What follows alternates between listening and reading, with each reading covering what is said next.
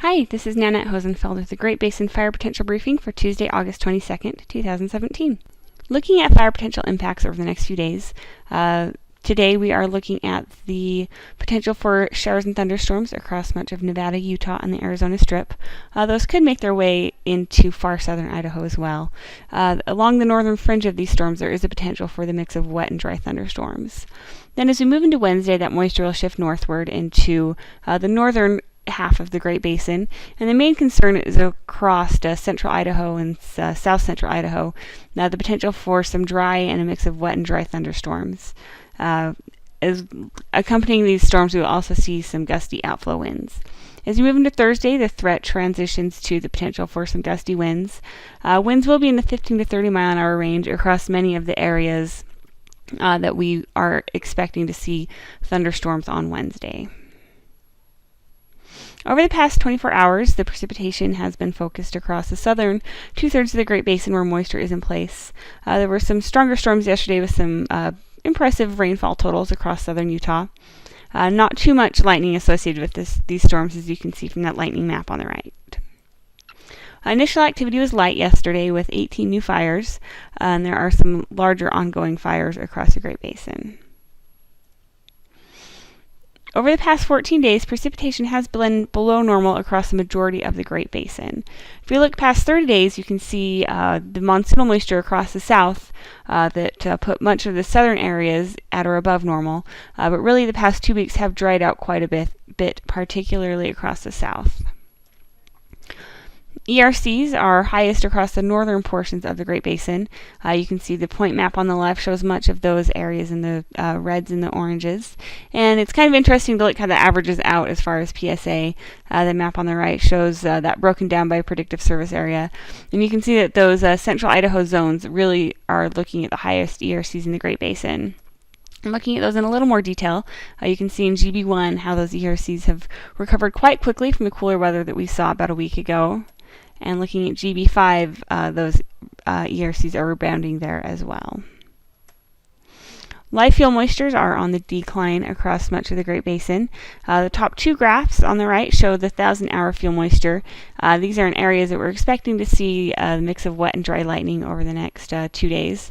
And you can see how those 1,000-hour fuels are pretty well below normal for those portions of Idaho. And then moving into Nevada, you can see that the sagebrush is not quite as dry, with readings right around normal for the time of year. This is a pretty cool image from yesterday's solar eclipse. You can see the shadow of the moon making its way across the United States as that eclipse occurred yesterday. And taking a look at the current weather satellite, you can see these white colors across the central part of the Great Basin denote moisture in place, and that's largely where we're expecting to see showers and thunderstorms develop this afternoon with that moisture in place. And that is the moisture that will shift northward tomorrow and bring the showers and thunderstorms to portions of Idaho.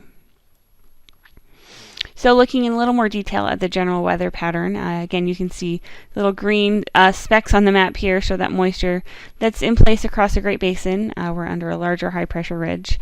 And for today, significant fire potential is highest across Idaho, where conditions are the driest. Winds this afternoon will be quite light, as you can see from the forecast map on the left, generally below 15 miles an hour across much of the Great Basin.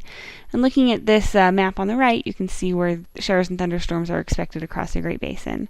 These storms will mostly be wet, although there is a potential for some drier storms on the northern fringe of where these are forecasted to develop. As we move into Wednesday, that moisture does shift north. You can see some more greens across portions of Idaho. And tomorrow is a day that we are quite concerned about the potential for dry lightning.